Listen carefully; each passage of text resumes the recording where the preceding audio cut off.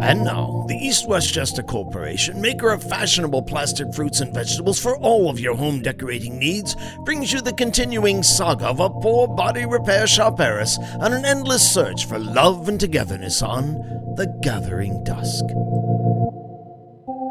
As we look in on the Fillmore household today, Martha, the beautiful and confused daughter, is awaiting the arrival of John, her fiancé of 10 longing years.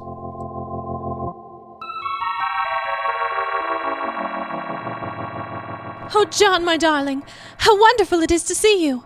And look, you've brought a pint of my favorite ice cream with you. How thoughtful of you. Yes, my dear Martha, although I'm afraid this pint of your favorite ice cream has melted en route to your door. Oh, yes, I can see that now. But Mr. Frisbee's ice cream shop is a mere block from my door. How could it have possibly melted in such a short amount of time? Well, that is because I bought it last evening on my way home.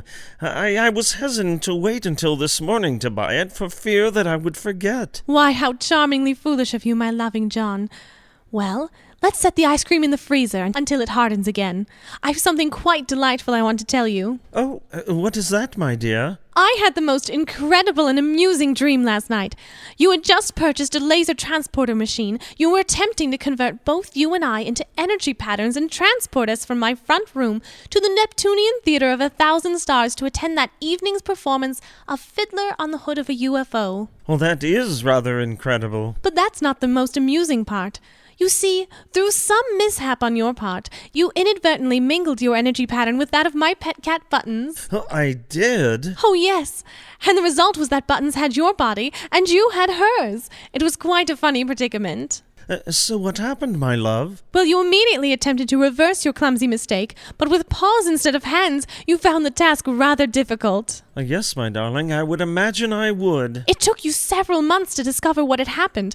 By the time you did, I was less inclined to return you and Buttons to your previous bodies. Why is that, my precious darling? Well, first of all, I'd spent quite some time training you to be a good pet cat, and I hated to see all of my hard work be wasted. And besides, Buttons had proven to be a very enjoyable companion. I came to relish my time with her. I see. So we took a vote on it, and the decision to keep things as they were was unanimous. Was I actually in agreement with this arrangement? I believe you became quite accustomed to being my pet. You were always purring and rubbing against my feet. I believe those are signs of a contented cat.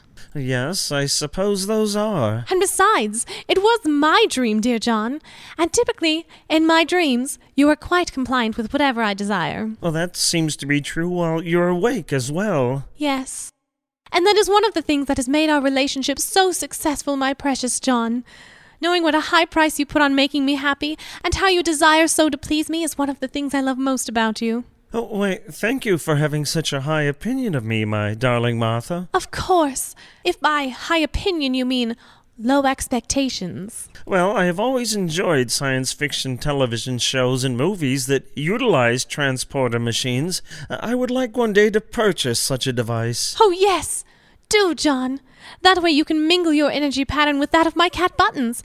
I suspect she really liked having a human body, dear John. And we had so many interesting discussions. Oh, here she is now. She is giving me a rather strange look, don't you think, my dear? I wonder what she's thinking at this very moment. Beware, John, because someday, somehow, I will get that body back.